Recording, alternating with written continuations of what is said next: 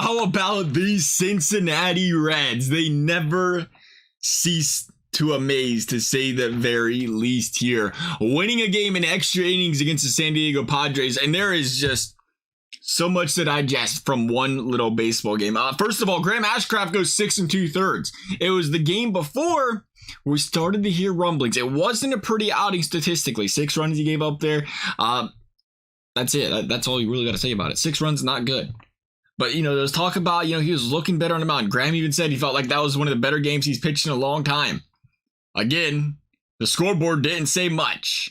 But we seen him come out this time around, and the scoreboard did show that, hey, Graham strung together in his mind in his mind, 2 straight solid outings, performance-wise.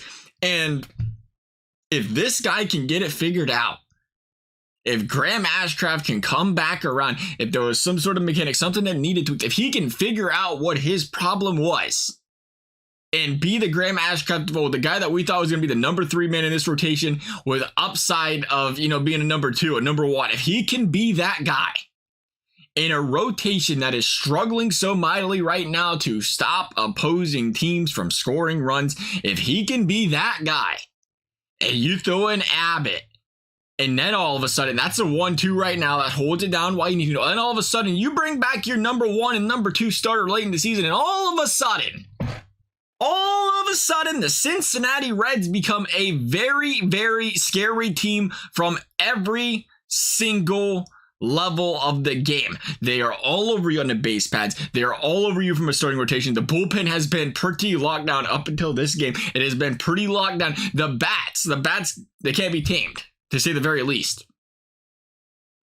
It's still, with the concerns of the starting pitching, with the concerns all around that, should they trade for it? It's amazing to think that this team is in a position to be a serious threat going into the playoffs if a couple people, we're not even asking for a lot, a couple things fall into place here.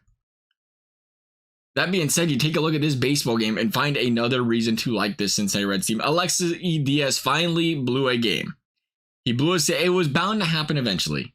He's pitched outstanding this season. He's been a little bit tired. He has been given a few more base runners. Again, probably got a little bit to do with how much he's been used. He's got to get used to being used that much, playing a lot.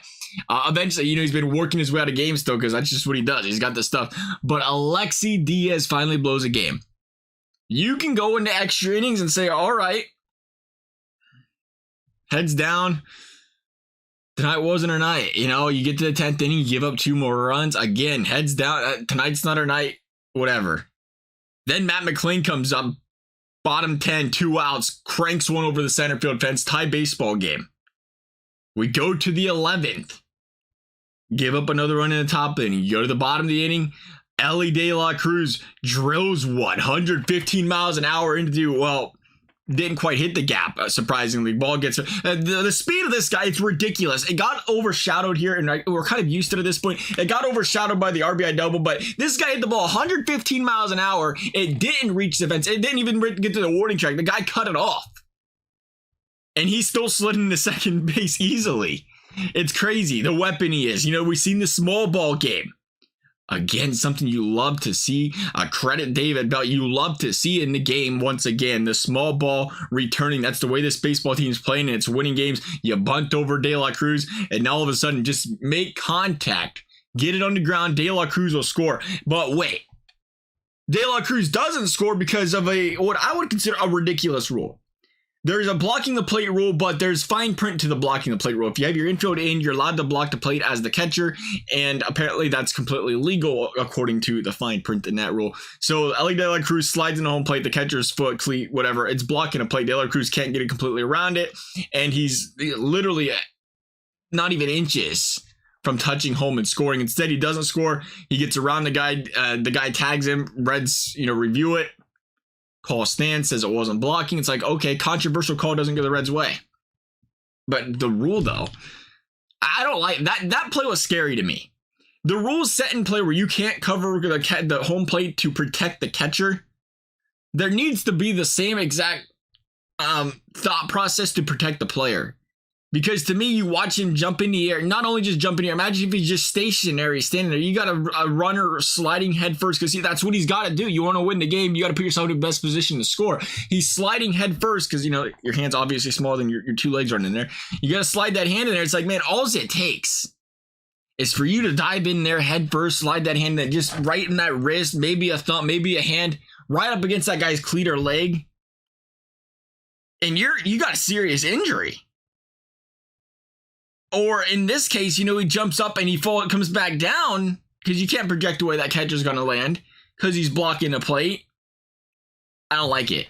I think it's a dangerous play all around.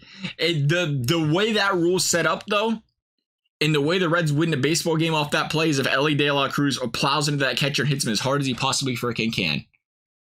And as far as I understand, that's what baseball is trying to avoid. But as far as I understand, that rule is what you're supposed to do in that situation is plow that catcher. If he hits the catcher and he runs him over there, Reds win the game because he got there before the ball did. It was split second. If anything, he gets there before the ball does. He knocks him down. Reds win. But again, I'd like to see everybody be all right and be safe out there. Again, it's the catcher's choice to cover the plate in that situation. But if they're anywhere so close to catching him, you got to let the runner do what he's got to do. Nonetheless, controversial call. Big play in the game. You had the blown save earlier. You gave up the runs in the 10th. Matt McLain ties up. You get to the 11th, and once again, a controversial call. A big play in the game. In a lot of teams and a lot of sports, it's very easy to get down. It's very easy to get on yourself as a team. The morale and mood, it's down. It's like, oh, that was it. Had our chance. And they can't battle back from adversity. And this team did it 3 times in 3 innings in this game. Battling back from 2 times technically. The Blues are leading 1 game. Battling back from adversity, though.